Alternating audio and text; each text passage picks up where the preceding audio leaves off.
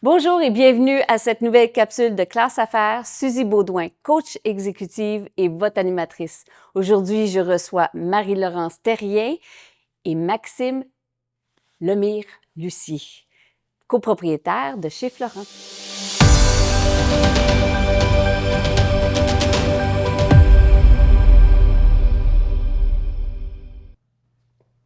Marie-Laurence, Maxime, enchantée.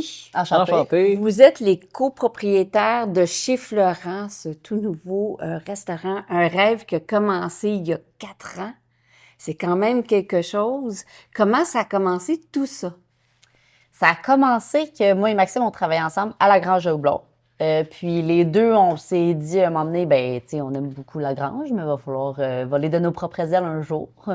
Donc, les deux, on savait qu'il manquait quelque chose dans la région. On a cherché, on a parlé, puis on est venu à dire que, ben, tu sais, on est tout à aller à l'extérieur, ben, plus souvent aller à l'extérieur à notre propre centre-ville pour aller au restaurant, exemple, parce qu'il n'y avait pas l'offre qu'on désirait. Donc, Ouais. on s'est dit, ben, on va créer quelque chose, les deux, pour justement retrouver cette place-là qu'on n'est pas capable d'avoir ailleurs.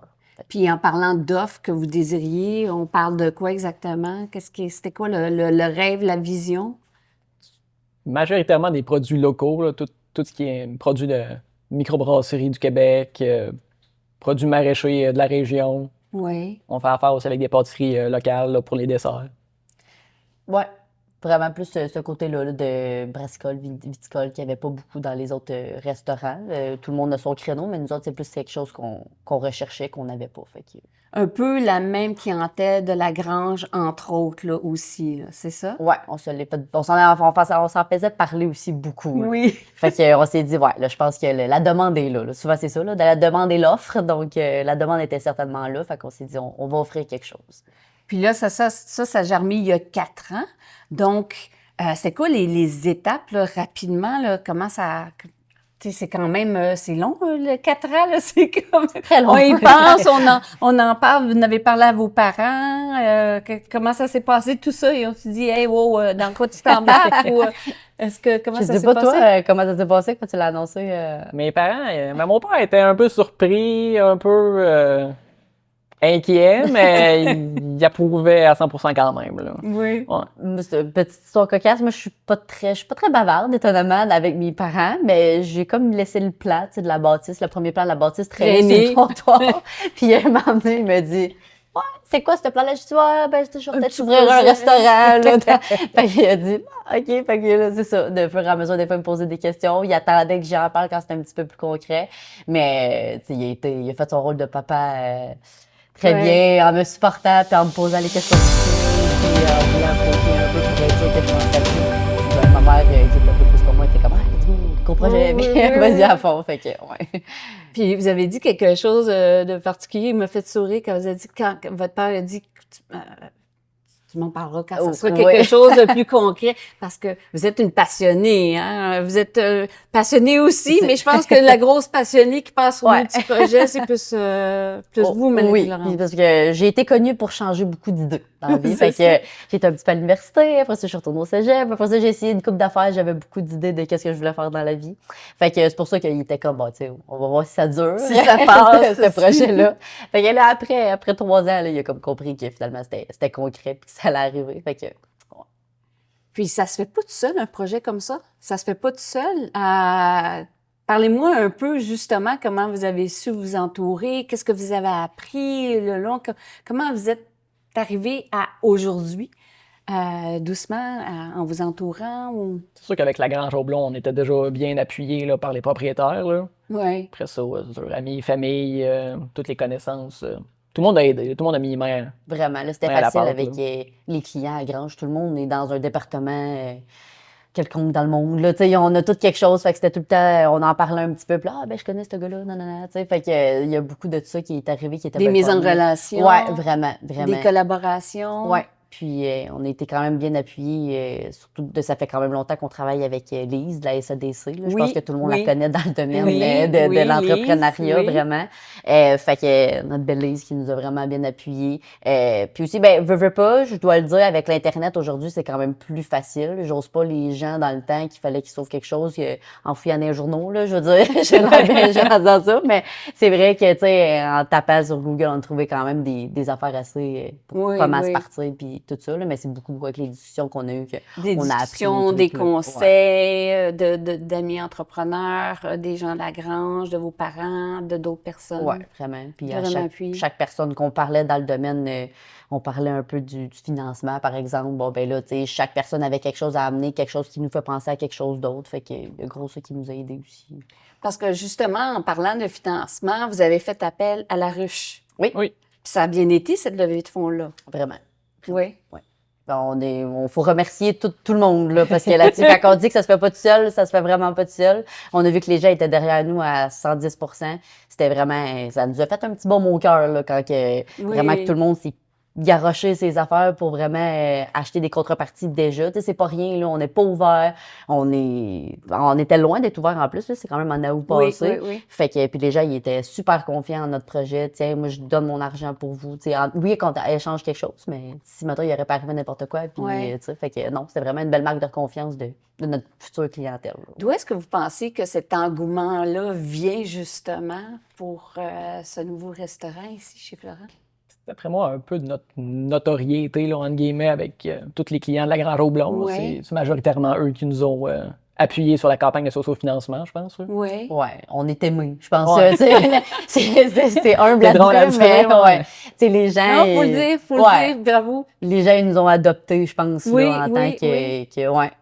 Fait que ils étaient contents, oui, pour le projet, mais encore plus pour moi et Maxime. Là, c'était comme la personne avant le building, le restaurant. Là. Puis quand les gens, j'imagine, ont su qu'en plus, ça allait se passer dans cet emplacement-là, là, ça a ramené des flammes, hein, des anciennes flammes. On s'en est fait parler beaucoup, là, ouais. Mais on était contents parce que, évidemment, que c'était un petit couteau à double tranchant parce que, évidemment, que notre... on n'a pas eu à faire de pub, on n'a pas eu à faire rien nécessairement. Le mot s'est dévoilé partout, tout le monde en parlait. Ça s'est fait tout seul à cause, évidemment, du fameux Saint-Thomas, le mot qu'il ne faut pas dire avant. Fait que, mais tu sais, c'était tellement une belle place dans le cœur de tout le monde que, tu sais, nous autres, on veut pas le piétiner, on veut pas le faire oublier, on veut juste amener quelque chose de nouveau, puis de dire aux gens, ben, tu sais, c'est quelque chose de nouveau qu'on amène, là, mais sans oublier, évidemment, En parlant de nouveau, qu'est-ce qui va être particulier? C'est quoi la vision? Comment vous voyez ça? Quelle clientèle on en a parlé un peu, la clientèle de la Grange au Blond, mais ça va être ouvert aux familles aussi. Fait que, pouvez-vous nous parler un petit peu plus du concept, un peu, là? C'est vraiment une ambiance familiale qu'on recherche, là. On veut vraiment se sentir chez soi en venant chez Florent.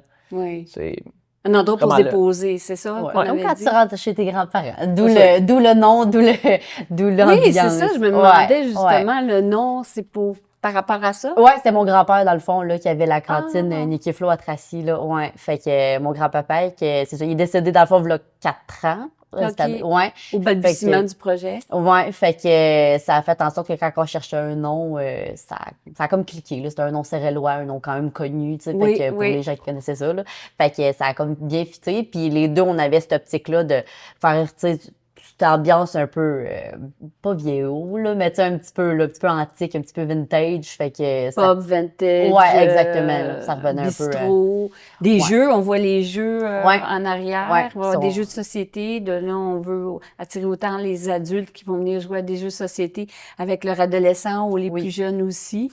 Puis vous êtes bien situé juste en face du parc. Est-ce que vous pincez des fois? Des fois. Mais je pense qu'on le vit. On fait juste le vivre. Ouais. Mais la veille de l'ouverture, d'après moi, il va falloir qu'on se pince. Peut-être moins dormir cette journée-là. D'après moi, il n'y aura pas de difficultés. Mais il y a beaucoup d'excitement, là, je pense, plus que de mauvaises pensées. Là. Qu'est-ce qui vous a surpris dans votre parcours jusqu'à date? Parce que c'est pas un long fleuve tranquille, là, ouvrir un restaurant, l'entrepreneuriat. Qu'est-ce qui vous a surpris? Moi, je dirais que tout le monde veut aider. Fait que c'est vraiment chouette. Tout le monde est là pour nous appuyer constamment. Donc, l'aide. Vraiment. Oui. Je pense qu'on on discute. La communauté est vraiment là pour nous aider. Oui. D'ailleurs, c'est un mot qui est très fort pour vous, la communauté. Oui. Par rapport à Chez Florent. Oui, vraiment. Parce qu'on l'a connu justement avec la grange. On parle beaucoup de la grange, mais parce que c'est notre vie, vraiment. Oui, vous travaillez là, les deux. C'est là où vous êtes tout a parti de là. Fait que ça a fait que ce côté-là qu'on a, cette relation-là qu'on a avec nos clients, on va parler beaucoup des clients du vendredi, c'est ceux qui viennent après le travail, viennent chercher leur petite bière, leur pizza, peu importe. Puis on jase avec eux autres, oui, aussi. Puis c'est que c'est des gens qui, à toutes les semaines qui viennent, ou 2-3 fois par semaine, des fois, tout dépendamment pour ce qu'ils achètent, ils vont nous parler du projet, ils nous demandent comment qu'on va, ils savent que j'ai un chien, comment va mon chien. Je sais qu'ils ont des enfants, on a vu des enfants grandir. Je veux dire, c'est comme tout le temps le même monde qui revient à la même place, puis on a vraiment développé des liens, puis c'est vraiment un peu ce qu'on veut amener ici directement. Ouais.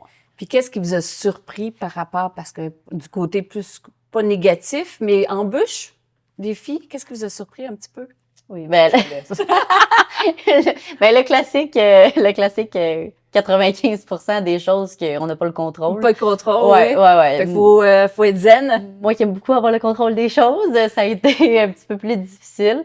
Mais justement, je pense que ça a été une épreuve vraiment gratifiante, malgré tout, parce que ça nous a fait développer en tant que personne, vraiment. Puis justement, apprendre que à un moment donné, il faut lâcher prise. Là. C'est pas grave. On a fait le maximum de ce qu'on pouvait faire, puis rendu là, ce qui arrive, arrivera. Là, fait qu'on va trouver une solution après. Qu'est-ce que vous avez appris personnellement sur vous-même? Parce que moi, je suis plus patiente que je pensais que je l'étais. Oui. Je suis réputée pour être très agressive et très go, mais je pense qu'évidemment, je suis pas. Pas d'autres. Ouais. Moi, je dirais que je suis moins patient que je pensais que j'étais. Le yin et le yang. Vous êtes vraiment un duo parfait. Ouais. Mais sinon, tu sais, autant que on me connaît pour être celle qui, justement, prend en charge puis qui pense un peu comme si elle avait raison de tout, là. Mon chum le dirait, mais je pense que, justement, dans cette situation, que quand je sais que j'ai pas la réponse ou que je le sais pas, je suis capable vraiment d'écouter les gens, là, puis de prendre leurs conseils, là, plus que... De laisser aller, puis de prendre sur soi. Oui. La patience, cultiver la patience. La petite voix, le syndrome de l'imposteur, des fois. Très présent. Oui. Très présent. Très présent. Ouais. Vous êtes jeune, vous êtes très jeune, mais je pense que vous êtes mes plus... Non, pas je pense. Vous êtes les plus jeunes que j'ai interviewés jusqu'à date. Oui, ça, on est encore là, tu sais, à regarder les gens un petit peu de haut. Ben, nous de bas, eux de haut, tu sais, comme si on le faisait un peu... comment dire, pas pour vrai, on dirait on est comme on est là. Fait que je pense que ça va venir avec le temps. Puis en même temps, je trouve que c'est bien qu'on ait un peu cette attitude-là, parce que comme je le mentionne vraiment depuis le début, arriver puis être sur ses grands chevaux, faire comme si tu connaissais tout, à mon avis, c'est pas le bon moyen de commencer quelque chose. Fait que je pense que notre confiance va venir en venant. Est-ce que ça vous stresse de gérer des employés? Non. Non. Je pense qu'on a des bons skills de communication. Oui, puis vous avez de l'expérience, entre autres Maxime, dans une... j'ai géré un dépanneur là, pendant un petit moment. Donc, beaucoup de va-et-vient au niveau des employés. Oui, absolument. Là. Fait que non, là-dessus, je pense que c'est pas super. Qu'est-ce que vous feriez autrement? Définitivement être plus présent dans tout... Là, le building s'est construit, là, fait que, tu sais... on savait pas trop où était notre place pendant ce temps-là. Je pense qu'elle était définitivement plus sur place qu'ailleurs. Mais c'était pas quelque chose qu'on pouvait savoir avant de le vivre. Là, fait que il y a pas de regret, il y a pas de il n'y a pas de remords. Non, c'est ça. C'est vraiment un apprentissage de se dire, si j'ai à le refaire demain matin, clairement que je vais un petit peu plus m'assurer aussi que tout est en bonne et due forme. Puis, tu sais, juste les trucs non parlés, non discutés, d'être plus par écrit. Puis ces affaires-là, le genre de naïveté peut-être qu'on a eu vu qu'on est jeune et sans en fait, des objectifs clairs, des attentes claires, la communication au niveau de la communication, mieux encadré pour que tout le monde soit sur la même page, bien aligné. Oui, c'est super important. Dans toutes les sphères d'activité, dans tout l'entrepreneuriat, c'est la clé. L'entrevue tire presque déjà à sa fin. C'était une drôle de phrase, ça, mais c'est pas grave. Donc, j'ai le goût de vous demander qu'est-ce qu'on peut vous souhaiter pour la suite? À part qu'il y ait beaucoup de monde à la journée de l'ouverture, mais qu'est-ce qu'on peut vous souhaiter d'un point de vue peut-être professionnel, mais aussi personnel? Qu'est-ce qu'on peut vous souhaiter? Chacun de nous deux. Je pense que s'épanouir est le mot. Ouais. Je pense que côté personnel, on est quand même à un âge où on a fait affaire avec nous-mêmes pendant quelques années. Puis là, ça va être de faire affaire ensemble, puis avec les clients aussi. Puis je pense que pour que les gens ils nous voient pour qui qu'on est en tant que personne, mais en tant qu'entrepreneur aussi. Fait que, j'irais de se faire respecter dans le milieu aussi. Il y en a peut-être qui, en nous regardant, on est jeunes, mais on est là. Fait que, La drive. La drive. Et toi? Juste un beau bonne chance, puis ça va bien aller. Ça va bien aller, faire confiance. Puis, hors micro, on disait que bon, il y avait des fois le syndrome d'imposteur, puis même il y a eu des moments dans quoi je me suis embarquée, ce qui est tout à fait normal, mais là, c'est plus là. Oh, encore un peu, là. Une fois par semaine, à peu près. Là. Une fois par semaine. Je fais pas. Mais oui, c'est sûr, il faut que ça soit là, parce que se remettre en question, c'est l'affaire la plus importante. Absolument. Fait que c'est comme ça. Il faut que tu te dises, j'ai-tu vraiment fait ça? Je veux-tu vraiment faire autant de travail pour finalement, tellement d'incertitudes, mais en même temps, oui. Si on fait pas ça dans la vie, on fait quoi dans le fond? Fait que, Vous faites ce que vous aimez, avec passion. Exactement. Très passion. Et conviction. Oui. Mais bravo. Bravo. Merci beaucoup.